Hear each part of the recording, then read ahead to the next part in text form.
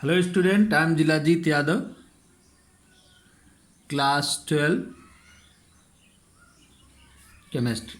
Today our topic is manufacture of ammonia, that is Haber's process.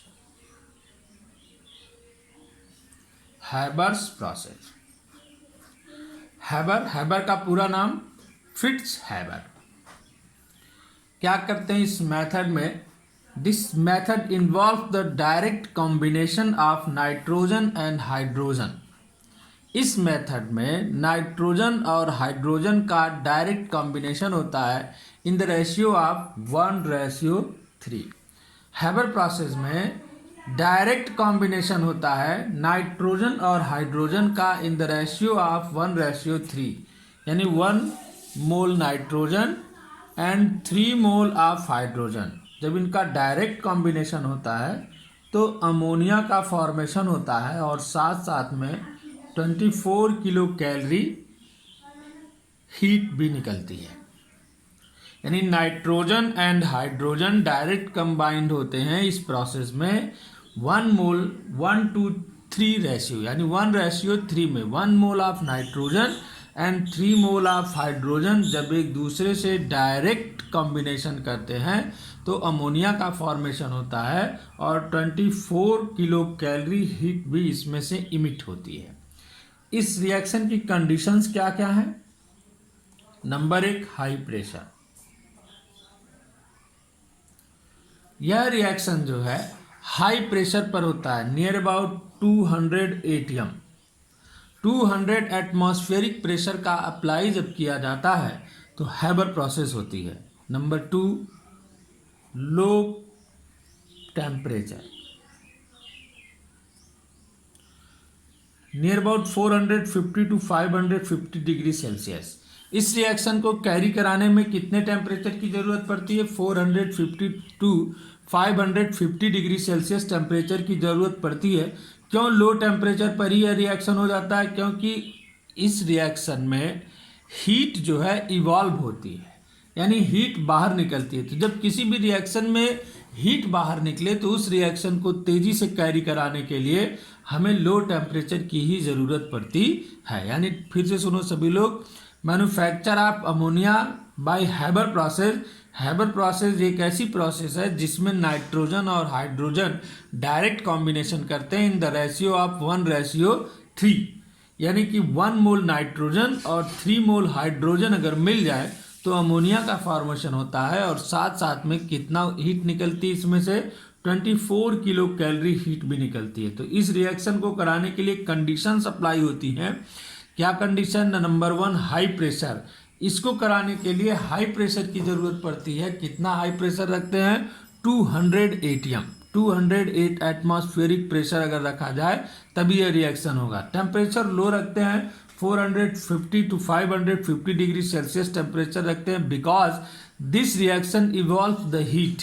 जब किसी भी reaction में हीट इवॉल्व होती है तो उस रिएक्शन का टेम्परेचर हमेशा डाउन रखा जाता है। और नंबर 3 कंडीशन, कैटालिस्ट। इसमें जो होता है आयरन कैटालिस्ट होता है और मॉलिब्डेनम इसका इंक्रीजर होता है, यानी कि जो मॉलिब्डेनम के साथ आयरन कैटालिस्ट का यूज किया जाता है इस रिएक्शन को कराने में। प्रोसेस क्या है इसकी? प्रोसेस ये है कि एयर से हम क्या कार्बन मोनोऑक्साइड और नाइट्रोजन गैस का मिक्सचर फाइंड करते हैं जिसे हम बोलते हैं प्रोड्यूसर गैस। क्या बोलते हैं? Producer gas. और स्टीम से हम कार्बन मोनोऑक्साइड और हाइड्रोजन का मिक्सचर लाते हैं जिसे वाटर गैस बोलते हैं। इस वाटर गैस और प्रोड्यूसर गैस दोनों के मिक्सचर को हम ले जाते हैं कैटालिस्ट चैम्बर में। यहाँ से स्टीम भी इस पर ऊपर से फ्लो की जाती है।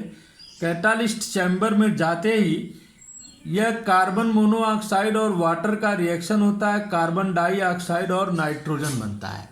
फिर इसे वाटर में ले जाते हैं और वहाँ से हमको नाइट्रोजन और हाइड्रोजन का मिक्सचर मिलता है। नाइट्रोजन और हाइड्रोजन 1:3 रेशियो में फाइंड होते हैं और हमको क्या मिल जाती है? Ammonia gas. क्या मिल जाती है?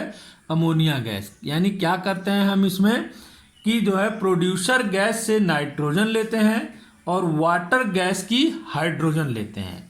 प्रोड्यूसर गैस की नाइट्रोजन और वाटर गैस की हाइड्रोजन किस रेशियो में जा करके एक दूसरे से मिलेंगे? 1:3। यानी प्रोड्यूसर गैस की नाइट्रोजन 1 मोल और वाटर गैस की नाइट्रोजन 3 मोल। इन दोनों का रिएक्शन हुआ तो हमको क्या मिल जाता है? अमोनिया। क्या मिल जाता है? अमोनिया। फिर से सुनो सभी लोग, हैबर प्रोसेस में, Haber process is the direct combination of nitrogen and hydrogen. Haber process जो है इसमें नाइट्रोजन और हाइड्रोजन का डायरेक्ट कॉम्बिनेशन होता है और हमको क्या मिलती है? अमोनिया। तो इसमें कंडीशन है कि कैसे डायरेक्ट कॉम्बिनेशन कराएंगे। तो डायरेक्ट कॉम्बिनेशन कराने के लिए 1 मोल यानी 1 मोल ऑफ नाइट्रोजन लिया जाता है और 3 मोल ऑफ हाइड्रोजन। यानी नाइट्रोजन और हाइड्रोजन में कौन सा रेशियो होता है? 1:3 का रेशियो होता है।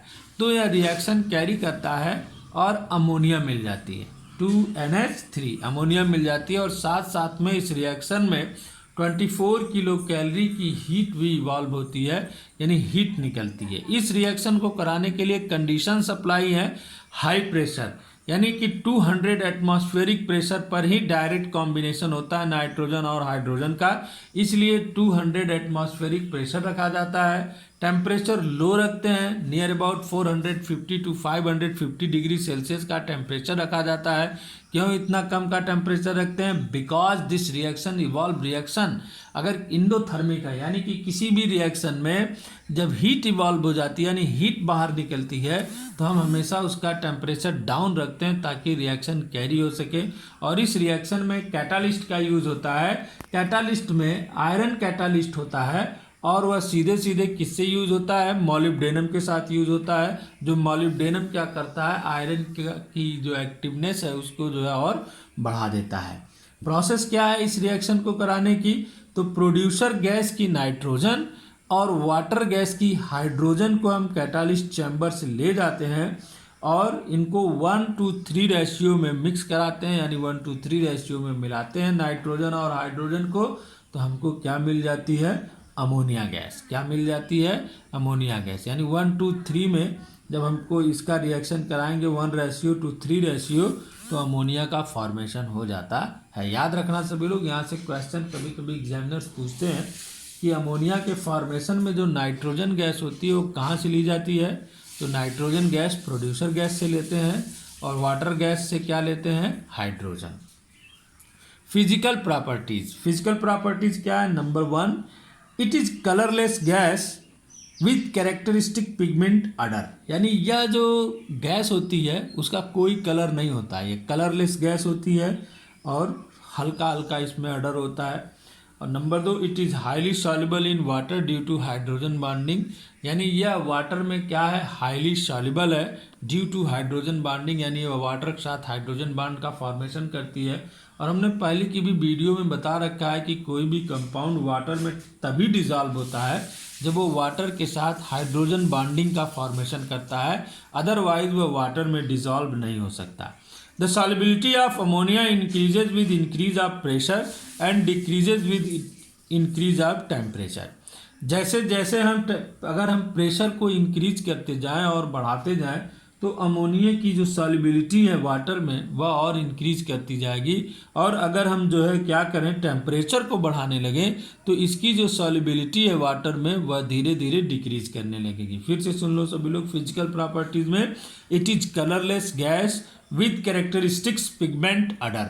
Number 2, it is highly soluble in water due to hydrogen bonding. The solubility of ammonia increases with increase of pressure and decreases with increase of temperature। ठीक, तो कल से हम लोग इसकी केमिकल प्रॉपर्टीज पढ़ेंगे।